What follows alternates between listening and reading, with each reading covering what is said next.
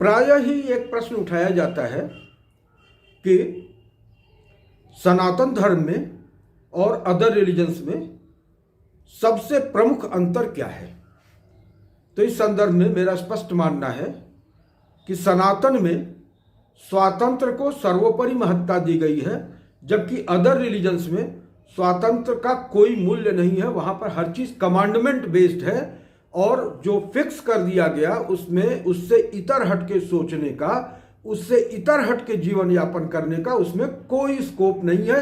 अगर कोई ऐसा करता है तो वो ब्लास्फेमी कर रहा है और वो दंड का पात्र है, जबकि हमारे यहाँ स्वातंत्र को सर्वाधिक महत्व दिया गया है।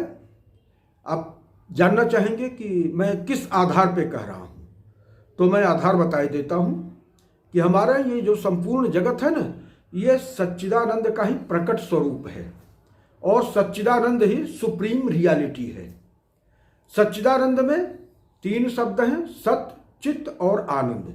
सत मतलब प्योर एग्जिस्टेंस, माने निर्विशेष सत्ता है ये, इसमें कोई विशेषता नहीं, प्योर आई एम नेस है।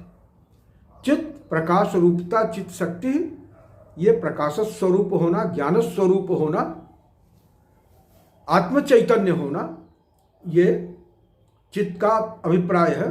लेकिन इन दोनों के ऊपर मेरा फोकस नहीं है, मेरा फोकस स्वातंत्र के ऊपर है और स्वातंत्र से ही सारी सृष्टि चलती है। आनंदेन इमानि भूतानि जायन्ते, आनंदो वही रसः। आनंद से सारी की सारी सृष्टि का स्फुरण हुआ है। तो आनंद क्या है? स्वातंत्रम आनंद शक्ति ही, स्वातंत्र ही आनंद शक्ति है। अगर हमारा स्वातंत्र जरा सा भी कहीं बाधित हो रहा है, भंग हो रहा है, तो हमारा आनंद भंग होना ही होना है। और जब हम इस पूरे विश्व को आनंद की अभिव्यक्ति मानते हैं, अभिव्यक्त आनंद मानते हैं, तो इसका मतलब कि हर जगह पूर्ण स्वतंत्रता है। और यही कारण है कि यहाँ पे हर प्रकार के मत मतांतर, दार्शनिक सिद्धांत, जीवन शैली, वो एक साथ बड़े समरस भाव से स्फुरित हुए, पुष्पित पल्लवित हुए और सह अस्तित्व की भावना के साथ एक साथ रहते हुए एक दूसरे को सपोर्ट करते रहे।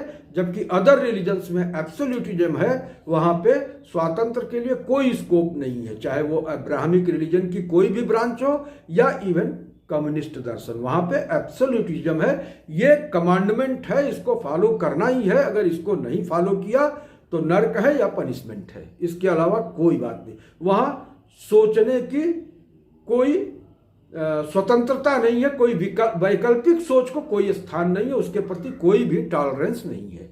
तो मैं समझता हूं कि अंतर स्पष्ट हो गया होगा।